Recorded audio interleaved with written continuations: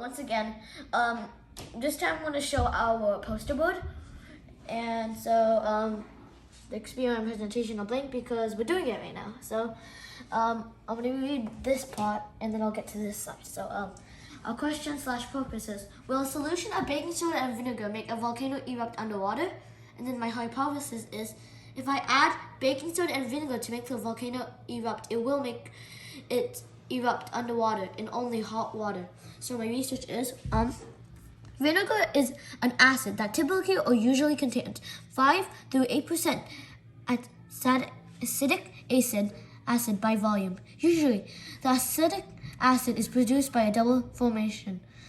Baking soda is a sodium carbonate base. This is formed by mixing sodium, and oxygen molecules. Before, this mixture was also known as baking soda and is actually a type of salt. Combining vinegar and baking soda together will form something. Then the mixture will rapidly foams up or erupts with carbon dioxide. If enough vinegar is used, all often baking soda and vinegar can be made to react or dissipate into the vinegar solution. Water mostly is made up of minerals and other organic compounds such as calcium. Normal dihydrogen monoxide, or commonly known as water, can act like an acid and a base combined, because when it's mixed with an acid, when water accepts hydrogen ions and acts like a base. However, when water is mixed with a base, it donates or gives hydrogen ions and acts like an acid. Now, the procedures are here. So the first step is put room temperature water into the large container. Step 2, put hot water into the small container. Number 3, next tie a string to the small container to hold it when you drop it into the large container. Number 4, then add 5 drops of food coloring into the small container with hot water.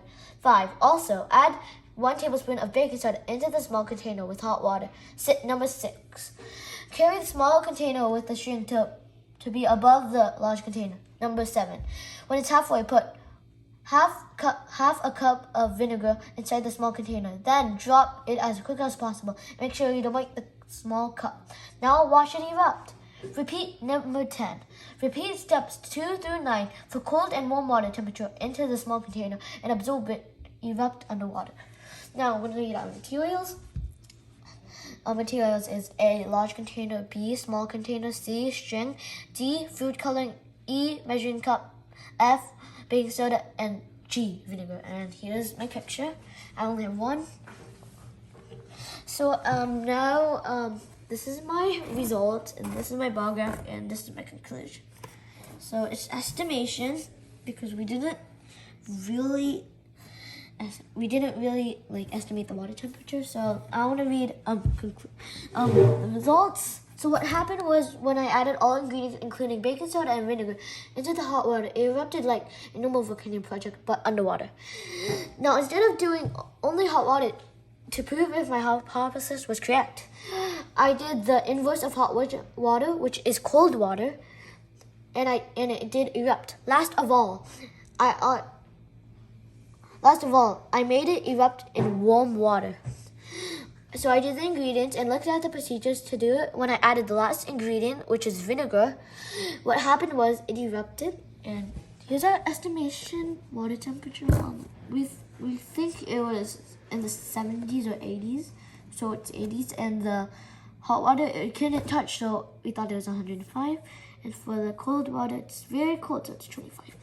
Now, our conclusion. It's very small to read, but I think I can read it. What I've learned from this experiment is that when you add baking soda and vinegar and the rest of the ingredients, food coloring, and water, the mixture will cause an eruption in the large container at any water temperature, since I tested it with hot, cold, and warm water. Finally, I've concluded that volcanoes can not only happen on land or mountains, but also can erupt underwater. And that's all for today, and see you next time. Bye.